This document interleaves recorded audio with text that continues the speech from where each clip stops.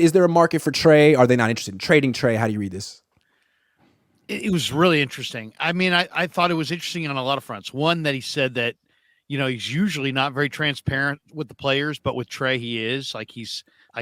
They've had talks. He's told them where he sits. Yeah. So that's kind of interesting because that kind of puts Trey's comments of, hey, man, I just want to compete in kind of perspective, because it almost kind of makes you think that maybe they've told him, hey, Brock's our guy, and we're going forward with Brock. And maybe that him saying, I just want to compete, is maybe he doesn't feel like he's going to get that opportunity to compete. I don't know. It's kind of a weird thing. But to me, I guess the takeaway was I expect Trey to be here. On the surface, definitely sounds like Trey's going to be here. But then you're the GM, so that's like you're the one who you could actually guarantee it. But he didn't guarantee it. And you would think, well, maybe that's just the way Lynch talks. But in the same presser that he didn't guarantee that Lance would be here, he did guarantee, I thought, that Bosa and Ayuk would be here.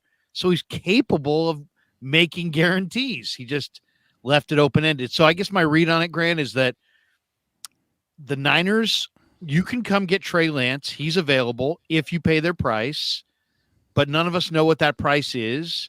And we're going to find out, I guess, Thursday, Friday, Saturday, what that price is and if somebody's willing to pay it. Right? I mean, let me try to guess what the price is. To me, a team could offer a conditional pick next year. Look, we're not going to offer you a first-round pick this year, but we'll offer you a conditional pick that could become a first-round pick next year based on playing time and yada, yada, yada. But does that help the Niners? Like, they're trying to win a Super Bowl this year. And I don't know that that's something. I think they might prefer a pick this year. Okay, so let's talk about that. What's the most they could get this year? Could they get a second-round pick this year? I think if a team offered them a second-round pick right now, I think they'd take it, which to me says he ain't worth the second-round pick this year. And so let's say a team would offer him a third-round pick, and I'm skeptical that would even happen. But let's say they do offer the Niners a third-round pick on draft night. Is that the difference between them winning a Super Bowl or not next year? Pick 84? Yeah, no.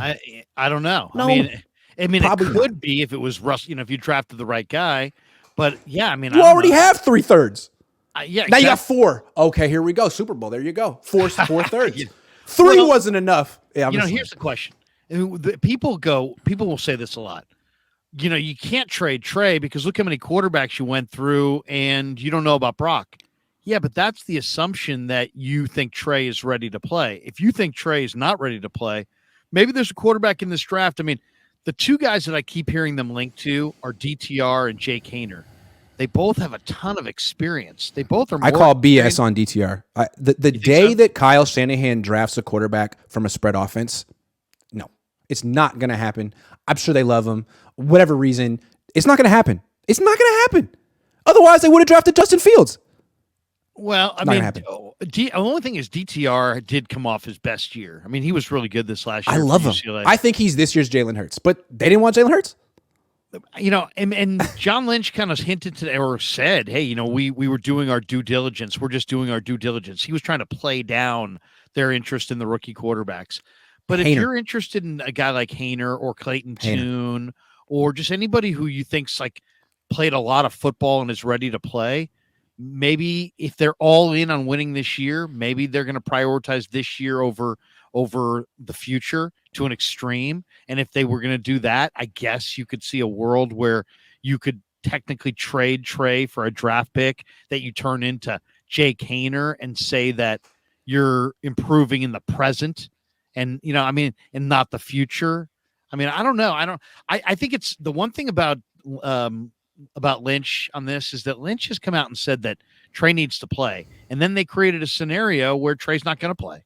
So It's like, so I don't, he needs to play, but then, hey, Brock's our guy and Sam Darnold is here and Kyle's describing him like he's awesome.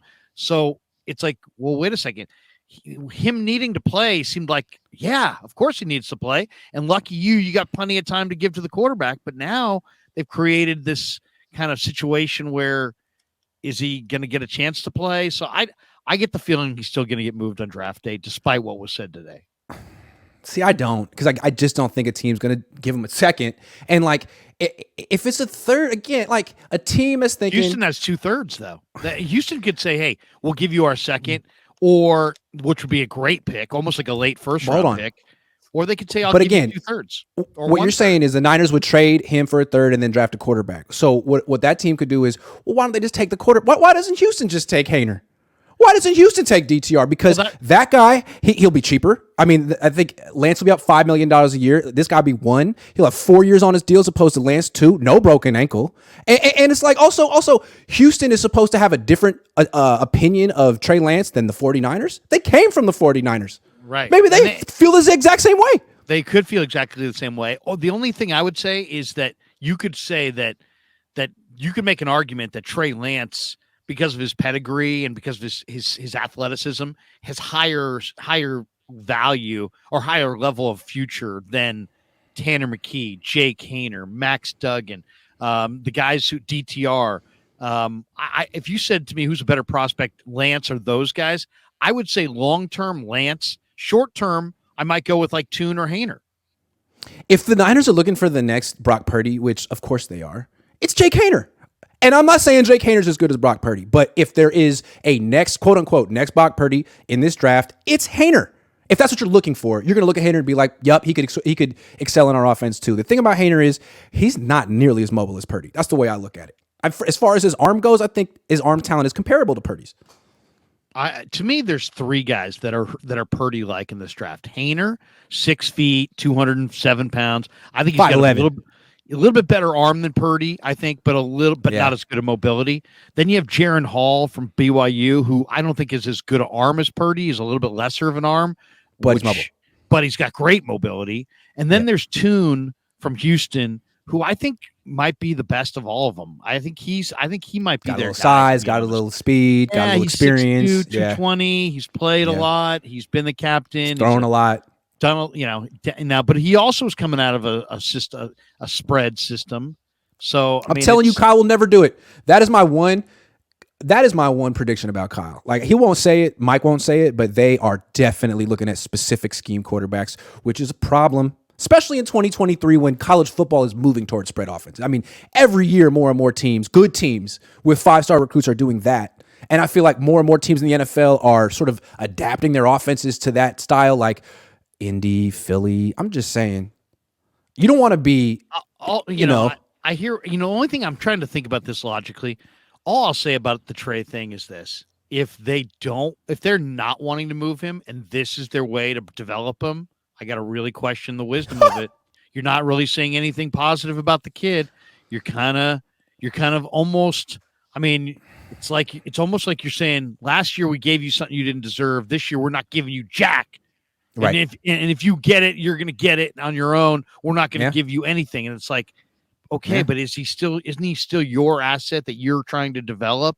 Yeah. Isn't he still valuable? Don't you want to put your arms around him and pump up his confidence? Yeah, because considering how much you've ruined it. I mean, come on. Your development plan to like tell him to ice him going into the draft weekend and maybe it's all big boy stuff where they've said to him. John said they've been transparent. Maybe they went to him and said, "Hey, Trey, here's the reality. We like Brock. We like Brock more than Lamar Jackson. So yeah, we like Brock a whole lot more than you." Yeah. So we like Brock. Saying? We're going with Brock. And, we're going Brock. And you know what? Do you want to be here? And you know what? I wouldn't be surprised. I mean, Grant, would not be the first time if the player comes out and says, "Hey, I want to be here. I absolutely want to be here, and I'm just going to work like crazy." But while at the same time, his agent saying, "We don't want to be here." So true. I did ask John point blank, have the agents call, and he said no flat. So maybe that's a call that happens in August. Because from the agent's perspective, there may not be nothing to talk about now. Brock's got one arm, and Sam Darnold's learning the offense. So you could relax and see what happens in July and August, and then make that call.